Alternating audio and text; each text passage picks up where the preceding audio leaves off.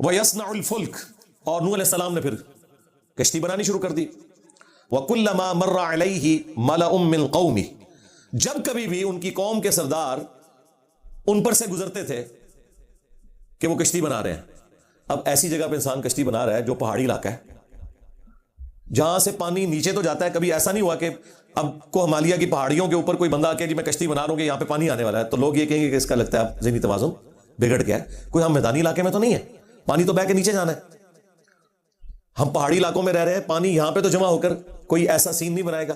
تو جب کبھی بھی وہ گزرتے تھے ان کی قوم کے سردار ان کے پاس سے کہ وہ کشتی بنا رہے ہیں، اور پھر اتنی بڑی کشتی، سخروا منہ، تو وہ ان کا ٹھٹا اڑاتے تھے، مذاق کرتے تھے کہ بھئی 950 سال، ظاہر کوئی احترام سے تو نہیں وہ بات کرتے ہوں گے. ہم جب یہ باتیں کرتے ہیں لوگ کہتے ہیں کہ جناب یہ آپ ایکٹنگ کرتے ہیں، تو ظاہر ایکٹنگ اسی طریقے سے ہی وہ کرتے ہوں گے نا، وہ احترام سے تو نہیں بات کرتے ہوں گے، وہ اسی قسم کی باتیں کرتے ہوں گے کہ بھئی 950 سال ہو گئے ہیں اس کو تبلیغ کرتے ہوئے، اور لگتا ہے کہ اب اس کا ذہنی توازن بھی بگڑ گیا ہے. تبھی تو مذاق کرتے تھے کہ بھئی یہ کشتی بنا رہا ہے پہاڑی علاقے کے اوپر آ کے. اچھا انہوں نے اس فلم میں نا ان کا وہ مذاق کرنا وہ دکھایا ہے، فلم آیا ہے، ٹھیک ہے.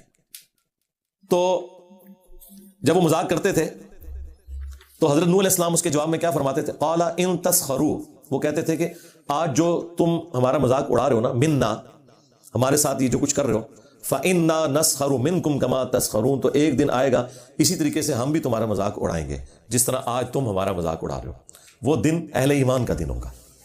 یہ بڑی امپورٹنٹ چیز ہے. یہ پارہ نمبر 30 میں بھی آیا کہ آخرت میں جنت میں بھی پہنچ کے جو اہل ایمان ہے وہ اپنے تکیوں پر ٹیک لگائے ہوئے تختوں پہ بیٹھے ہوئے ان لوگوں کا مذاق اڑائیں گے جنہوں نے دنیا میں ان کا مذاق اڑایا تھا کہ ہاں بھئی اب پتہ لگ گیا. تو یہ تو ایک رخ ہے نا، یہ مذاق اڑانے والے تو وہ ہوں گے جو جنت میں پہنچ گئے ہیں. جو جہنم میں پہنچے ہوئے ہیں وہ یہ کہیں گے سورہ حامیم السجدہ میں کہ اے اللہ جنوں اور انسانوں میں سے وہ لوگ ہمارے حوالے کر جنہوں نے ہمیں گمراہ کیا تھا، آج ہم انہیں اپنے پاؤں کے نیچے رون دیں تاکہ وہ اسفلین میں شامل ہو جائیں.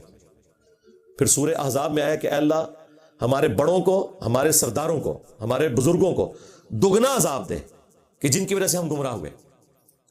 اور سورۃ الاعراف میں تو کلائمیکس آیا ہے کہ جب کبھی بھی کوئی قوم جہنم میں داخل کی جائے گی تو وہ اپنے بزرگ بابوں کے اوپر لعنت بھیجے گی اور کہے گی اے اللہ ہمارے بزرگوں پر لعنت بھیج اور ان پر دگنا عذاب بھیج کہ جن کی وجہ سے ہم گمراہ ہو کے یہاں تک پہنچے. تو اللہ تعالیٰ فرمائے گا کہ سب کے لیے دگنا ہے، یہ پیکج سب کے لیے ہے. سب کے لیے اس لیے کہ تم بھی تو آنے والوں کے لیے بزرگ بنے ہو نا. آج یہ جو آپ کو بڑے احترام سکھا رہے ہوتے ہیں بزرگوں کے، یہ اس لیے سکھا رہے ہوتے ہیں کہ کل کو انہوں نے بھی بزرگ بننا ہوتا ہے. اگر علی بن عثمان حجویری خود بایزید بستامی کی قبر پہ جا کے اپنے مسئلے حل نہ کرواتے اور یہ بات وہ کشف معجوب میں نہ لکھتے تو ان کی قبر پہ جا کے کس نے مسائل حل کروانے تھے؟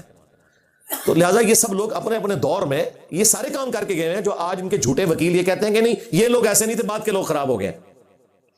ہم بھی کہتے ہیں چلو جی مان لیا for the sake of argument, لیکن قرائن یہ نہیں بتاتے، اور وہ کتابیں جن کی بنیاد پہ تم نے ان کی بزرگی کلیم کی ہے نا وہ یہ نہیں بتاتی. تو ایک دن آئے گا ہم بھی تمہارا مذاق اسی طریقے سے اڑائیں گے. تو یہ ذہن میں رکھیے گا، اہل ایمان کے سینوں کو ٹھنڈک اسی وقت پہنچے گی جس طریقے سے دنیا میں جب کافروں نے، منافقین نے اہل ایمان کو تکالیف دی تو اسی طریقے سے وہ بھی اپنا بدلہ اتارے. اگر مسلم شریف میں ایک حدیث ہے کہ جی اگر کسی سینگ والی بکری نے بغیر سینگ والی کو سینگ مارا تو قیامت والے دن اللہ تعالیٰ ان دونوں کو اٹھائے گا اور جس کے سینگ نہیں اسے سینگ دے گا، اور بغیر سینگ والی وہ بکری بن جائے گی جس کے دنیا میں سینگ تھے، وہ بدلہ اتارے گی. تو کیا اہل ایمان بدلہ نہیں اتاریں گے؟